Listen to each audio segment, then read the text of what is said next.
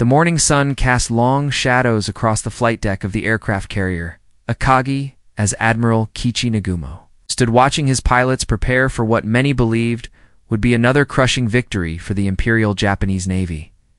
It was June 4th, 1942, and the Japanese war machine had seemed unstoppable for 6 months.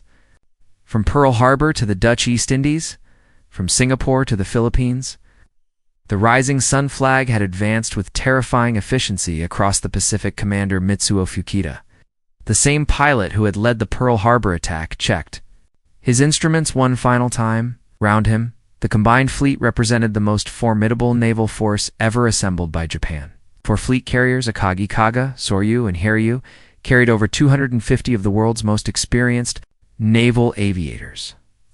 These men had honed their skills in the crucible of combat from China to the Central Pacific, and their confidence was absolute. The strategic situation seemed to favor Japan completely. Admiral Isoroku Yamamoto's plan was masterfully conceived. Draw the remnants of the United States Pacific Fleet into a trap at Midway Atoll. Destroy them decisively, and force America to negotiate a favorable peace. The Japanese possessed superior numbers, veteran crews, and the initiative. Their intelligence suggested that the Americans had only 2 or 3 carriers available, while Japan's mobile force alone fielded 4 fleet carriers supported by battleships, cruisers, and destroyers.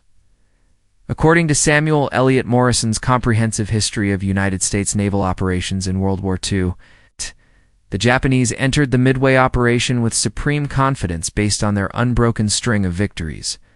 Vice Admiral Nagumo's carriers had achieved legendary status throughout the Pacific. At Pearl Harbor, they had crippled the American battleship fleet. In the Indian Ocean, they had sunk 2 British carriers and dominated the Royal Navy.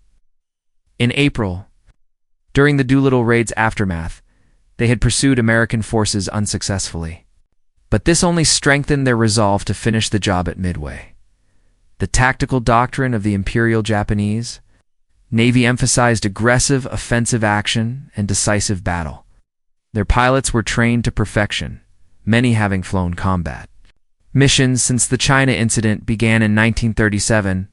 The Mitsubishi Zero fighters possessed superior range and maneuverability, while the Nakajima Kate torpedo bombers and Aichi Valdive bombers had proven devastatingly effective in previous engagements. As dawn broke over the Pacific on June 4th, the Japanese strike force approached Midway from the northwest.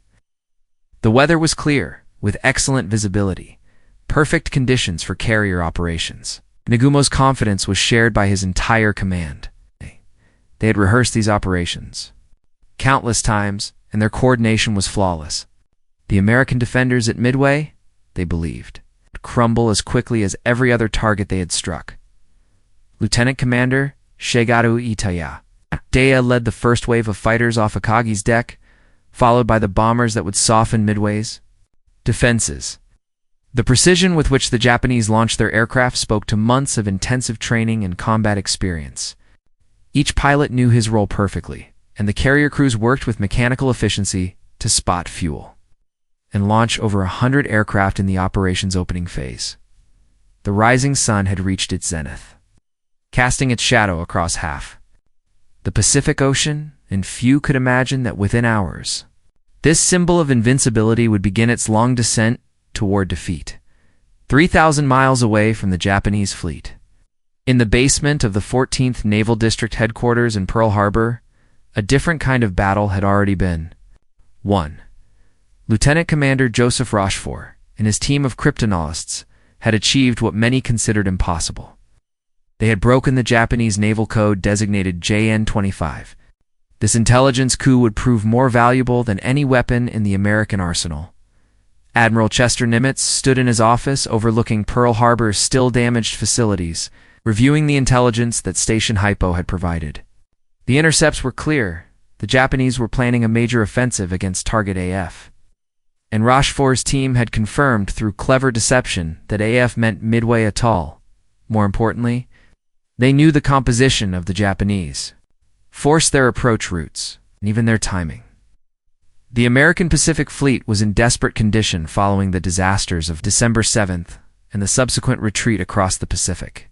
However, Nimitz possessed three operational aircraft carriers: Enterprise and Hornet from Task Force 16 under Rear Admiral Raymond Spruance, and Yorktown from Task Force 17 under Rear Admiral Frank Fletcher. Yorktown had been damaged at the Battle of the Coral Sea just weeks earlier, but Pearl Harbor's repair crews had worked miracles to get her operational again. Captain Mark Mitcher stood on Enterprise's bridge as the carrier and her escorts moved toward their ambush position northeast of Midway. The American pilots were largely inexperienced compared to their Japanese counterparts, but they possessed two crucial advantages. They knew the enemy was coming, and they were fighting for their homeland's survival. The weight of 6 months of defeats pressed heavily on every man's shoulders.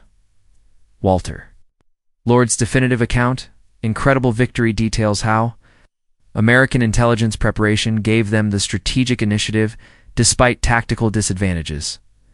The contrast between the two forces was stark. While the Japanese approached with overwhelming confidence, the Americans prepared with desperate determination.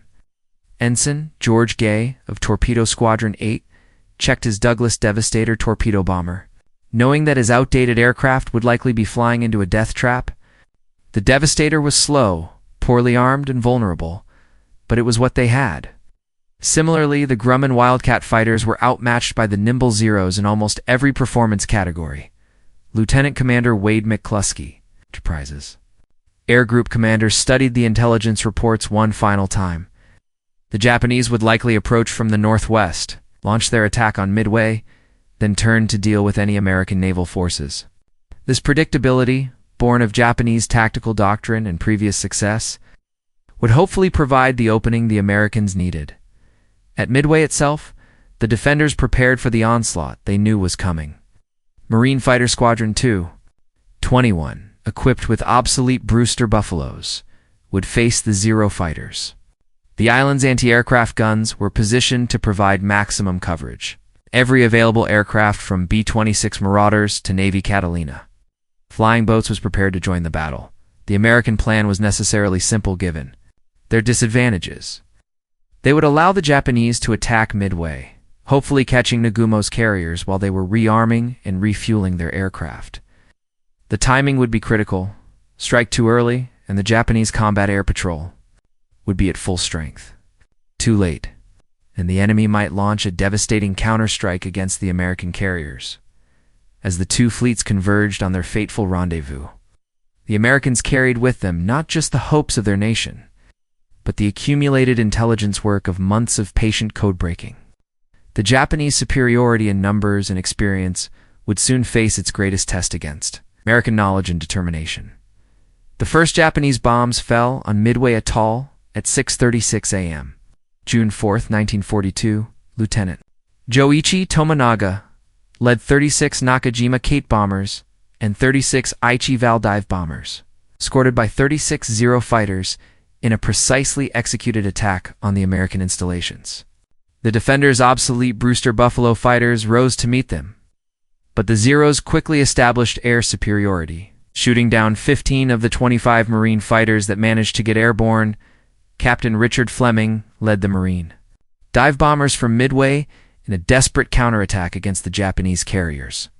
His antiquated Vought, Vindicators, and Douglas Dauntlesses faced the full fury of the Japanese combat air patrol and anti-aircraft fire. The attack failed completely, with heavy losses, but it served to reinforce Admiral Nagumo's belief that Midway's air power had been neutralized. Aboard Akagi, Nagumo faced the first of several critical decisions that would determine the battle's outcome. Tominaga's strike had damaged Midway's facilities but failed to completely suppress the base. The strike leader radioed back, "There is need for a second attack wave." This message would prove pivotal, as Nagumo had kept half his aircraft armed, with torpedoes and armor-piercing bombs for potential naval targets, following standard Japanese doctrine. At 7:15 a.m., Nagumo made his fatal choice. He ordered the reserve strike force rearmed with high-explosive and incendiary bombs for a second attack on Midway. This process would take at least an hour, during which his carriers would be vulnerable with armed aircraft and fuel lines scattered across their hangar decks, The decision reflected the Japanese tactical doctrine of achieving complete victory over each target. But it ignored the possibility of American naval forces in the area. Gordon Prange's Miracle at Midway provides detailed analysis of how Nagumo's adherence to doctrine created the conditions for disaster. 20 minutes later, a Japanese scout plane from the cruiser Tone finally reported 10 enemy surface ships bearing 10 degrees. Distance 240 miles from Midway? The message sent shockwaves through the Japanese command structure. Nagumo had been assured that no American carriers were in the area. Yet here was evidence of a significant enemy force exactly where intelligence had predicted no opposition would exist. The Admiral's dilemma intensified when, at 8:09 a.m., the same scout plane reported enemy force accompanied by what appears to be a carrier. Nagumo now faced an impossible choice. Continue rearming for the second Midway strike, or switch back to anti-ship weapons to deal with the unexpected American fleet. Either decision would consume precious time while his carriers remained vulnerable. Meanwhile, the first American attacks began reaching the Japanese fleet.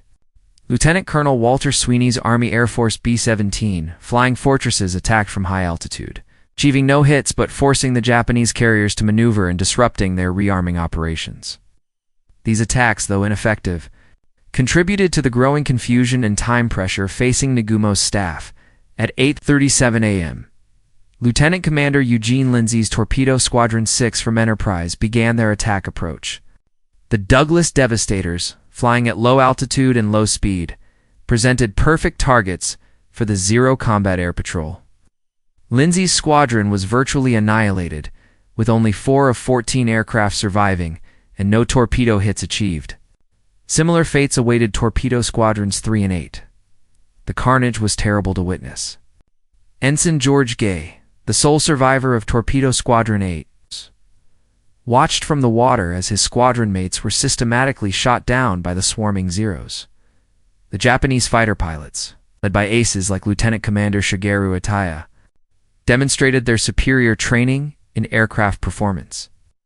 The sky filled with burning American aircraft, it seemed that Japanese superiority would once again prove decisive. However, the sacrifice of the torpedo squadrons achieved a crucial tactical objective.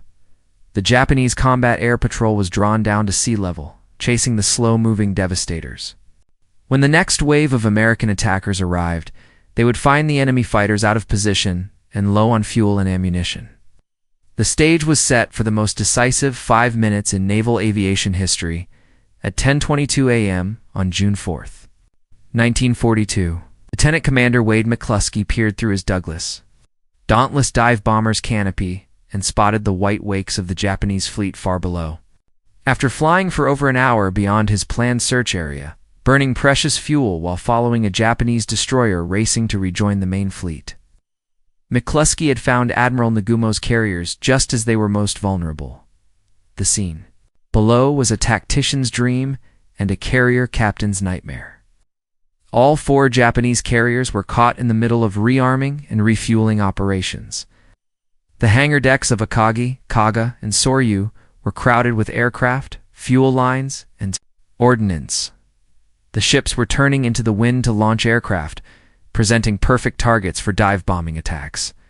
The Zero Combat Air Patrol, having just finished massacring the American torpedo squadrons, was scattered at low altitude and low on ammunition. McCluskey made a split-second decision that would alter the course of the Pacific War. He assigned Bombing Squadron 6 to attack Kaga, while leading Bombing Squadron 3 against Akagi himself. At the same moment, Lieutenant Commander Maxwell Leslie's Bombing Squadron 3 from Yorktown, approaching from a different vector, prepared to strike Soryu. The convergence was purely coincidental, but it meant that 3 of Japan's 4 premier carriers would come under simultaneous attack. Lieutenant Dick Best pushed his Dauntless into its 70-degree dive, aiming for Akagi's flight deck. The Japanese anti-aircraft fire was intense, but poorly coordinated, as the sudden appearance of the dive bombers had caught the fleet completely off guard. Best's 1,000-pound armor-piercing bomb struck near the aircraft elevator, penetrating to the hangar deck where it exploded among the rearming aircraft and fuel lines.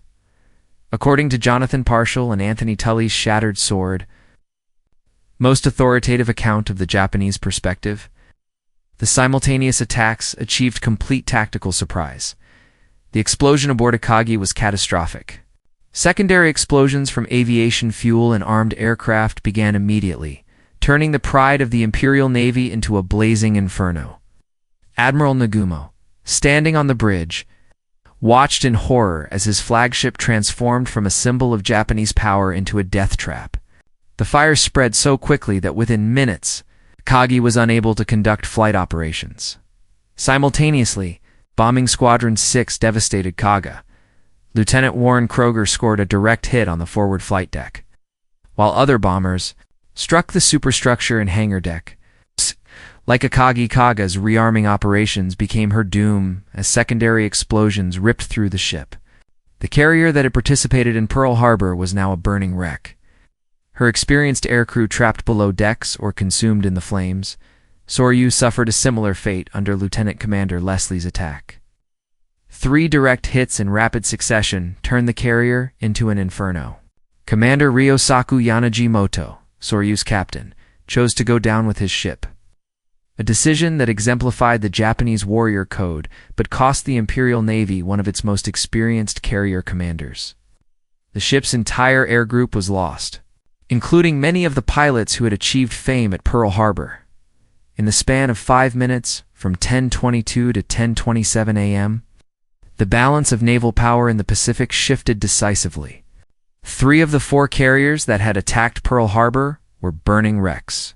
Their aircraft and experienced pilots lost forever. The Japanese mobile force, which had dominated the Pacific for 6 months, was suddenly reduced to a single operational carrier. The psychological impact was as devastating as the material losses. Japanese sailors and officers who had believed in their invincibility watched their most powerful ships consumed by fires that could not be controlled. The myth of Japanese superiority, built on 6 months of unbroken victory, crumbled as quickly. As the flight decks of their carriers, Admiral Nagumo, forced to transfer his flag to the light cruiser Nagara, struggled to comprehend the disaster that had befallen his force. The careful planning, superior training, and tactical excellence that had characterized Japanese operations since Pearl Harbor had been rendered meaningless by 5 minutes of American dive bombing. The initiative in the Pacific War had just changed hands. Captain Tomio Kaku stood on the bridge of Haryu, the sole surviving Japanese aircraft carrier, as smoke from his 3 sister ships darkened the western horizon. While Akagi, Kaga, and Soryu burned and settled deeper into the Pacific swells, Haryu remained operational, her flight deck clear and her aircraft ready for action. Admiral Tomoe Yamaguchi, commander of Carrier Division 2 and one of the Imperial Navy's most aggressive leaders, was determined to strike back at the Americans who had delivered such a devastating blow. "We will show them the spirit of the samurai," Yamaguchi declared to his staff as he ordered an immediate counterright. At 10:58 a.m., Lieutenant Michio Kobayashi led 18 Aichi-Val dive bombers and 6 Zero fighters off Hiryu's deck, heading toward the last known position of the American carriers. These pilots represented some of Japan's finest naval aviators. Veterans of countless battles who understood that they were flying not just for victory, but for the honor of the Imperial Navy. The Japanese strike found Task Force 17 at 12:10 p.m. Yorktown, which had been patched together at Pearl Harbor after the Battle of the Coral Sea, became the target of Kobayashi's dive bombers. Despite fierce anti-aircraft fire and attacks by Grumman Wildcat fighters, 3 Japanese bombs struck the American carrier. The first bomb penetrated the flight deck and exploded in the RAG storage area, starting serious fires. The second bomb exploded in the smokestack, disrupting the ship's power systems. The third bomb tore through the flight deck and exploded in the forward elevator well. Thomas Wildenberg's Destined for Glory provides detailed analysis of the damage control efforts that kept Yorktown operational despite severe battle damage. Captain Elliot Buckmaster and his damage control teams worked frantically to keep Yorktown operational. The carrier's crew, trained in the hard lessons learned from earlier Pacific battles, demonstrated remarkable skill in containing the fires and restoring power. Within 2 hours, Yorktown was making 20 knots and recovering aircraft, a testament to American damage control techniques that far exceeded Japanese capabilities. However, Admiral Yamaguchi was not finished. At 1:30 p.m., he launched a second strike from Hiryu, 10 Nakajima, 8 torpedo bombers, and 6 zeros under Lieutenant Commander Tatsuhiko Hashimoto. This was virtually everything Hiryu had left. The carrier was committing her remaining strength to finish off the damaged American carrier. The second Japanese attack arrived at 2:45 p.m., approaching Yorktown from multiple directions in a coordinated torpedo attack. The American Combat Air Patrol and anti-aircraft fire shot down several attackers, but 2 torpedoes struck Yorktown's port side. The explosions flooded the carrier's fire rooms and engine spaces, causing a severe list that made flight operations impossible. This time, the damage appeared fatal. Captain Buckmaster reluctantly ordered abandon ship as Yorktown took on a dangerous list. However, the American carrier would not sink immediately, remaining afloat for another day despite the severe damage. This resilience would later prove crucial, as salvage efforts nearly succeeded in saving the ship before a Japanese submarine delivered the final blow. Meanwhile, American search aircraft had located Hiryu. At 4 p.m., Enterprise launched a strike.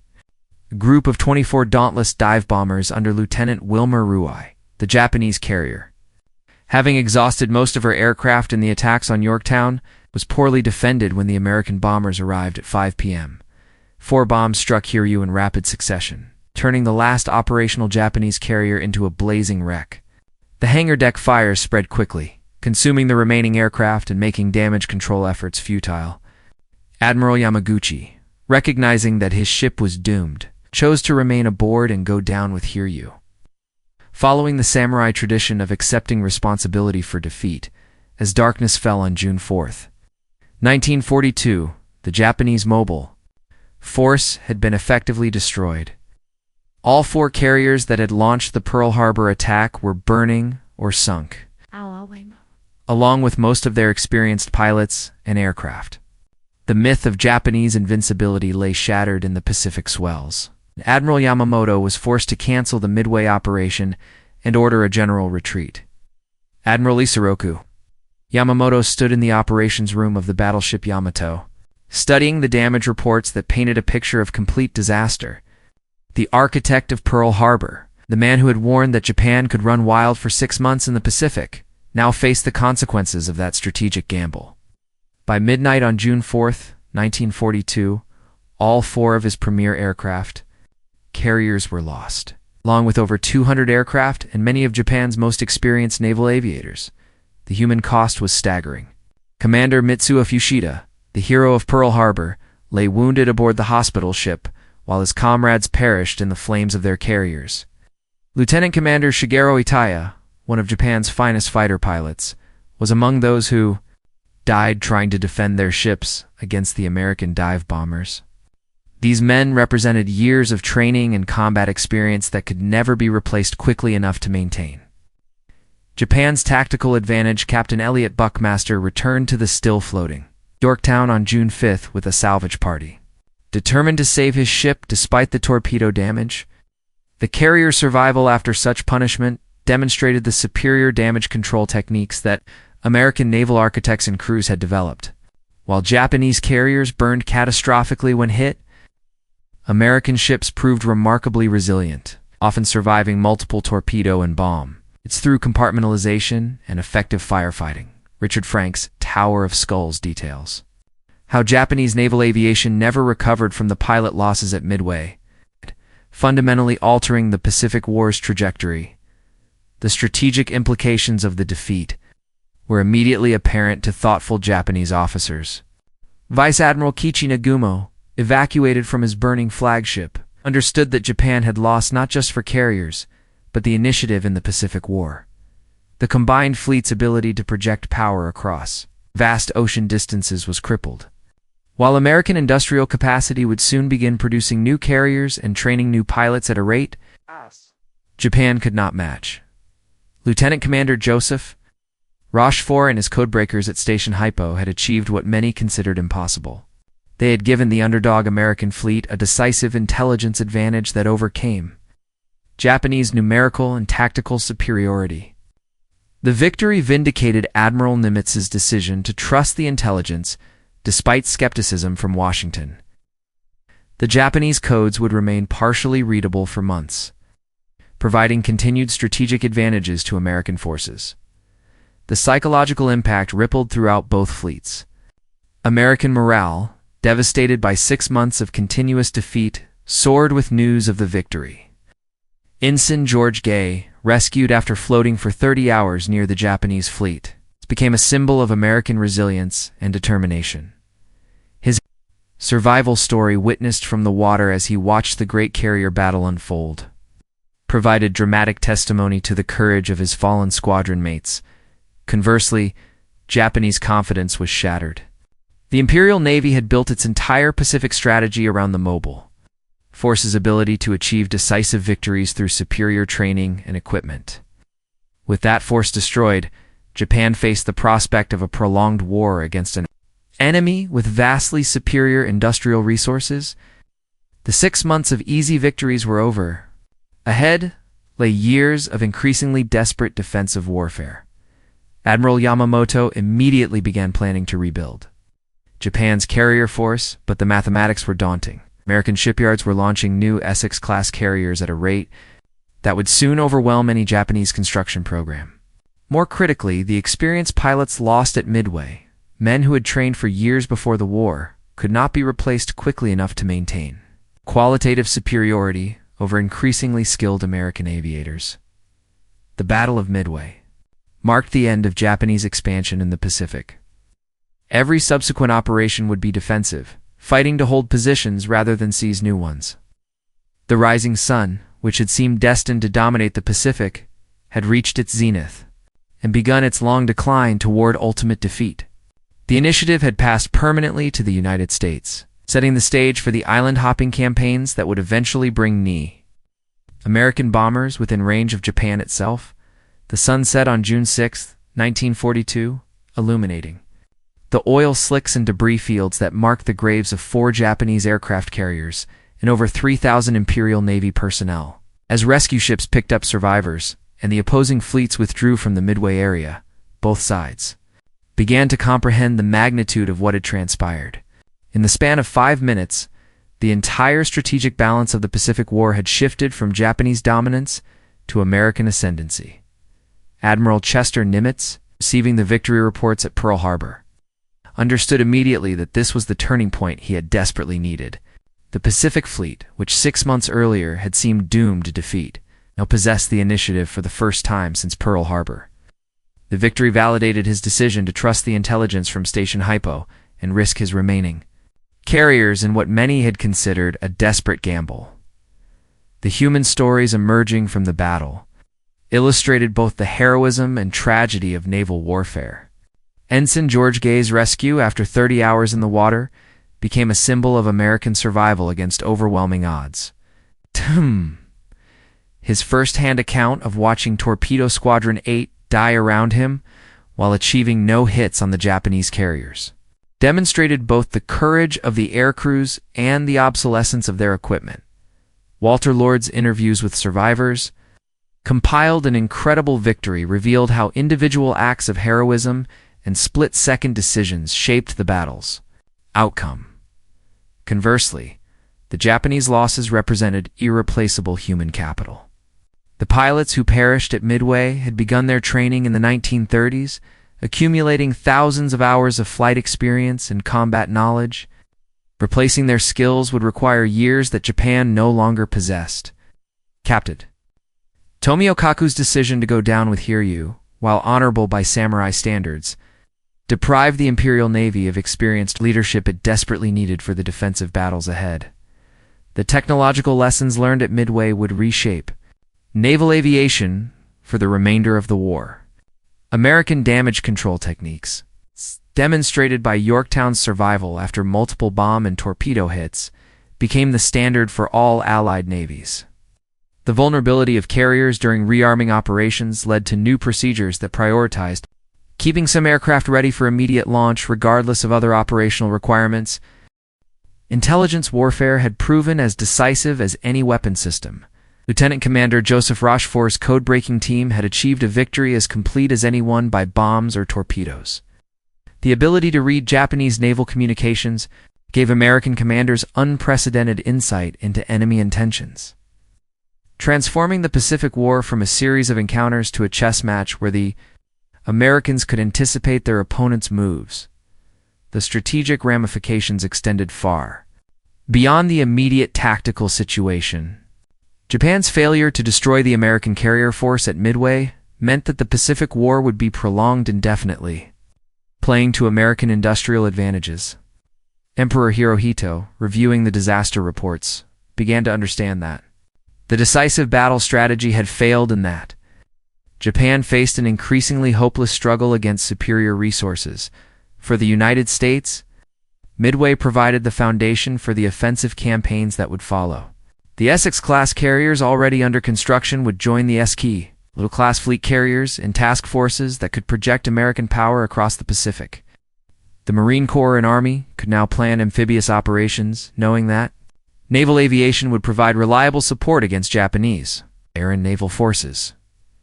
The Battle of Midway demonstrated that technological superiority and numerical advantage could be overcome by superior intelligence, tactical flexibility, and individual courage. The 5 minutes that destroyed 3 Japanese carriers proved that in modern warfare, it's the side that adapted most quickly to changing circumstances would ultimately prevail. Japanese superiority, built on pre-war training and early combat experience, it disintegrated when confronted with American determination and intelligence. Superiority. As the debris settled into the Pacific depths and both fleets limped toward their home bases, a new phase of the Pacific War began. The initiative had passed permanently to the United States, setting in motion the campaigns that would eventually bring American forces to the shores of Japan itself. The rising sun's brief dominance over the Pacific was ending, replaced by the steady advance of American naval power toward ultimate victory. The legend of Japanese invincibility died in the flames of 4 aircraft carriers on June 4, 1942, and with it died any realistic hope of Japanese victory in the Pacific War.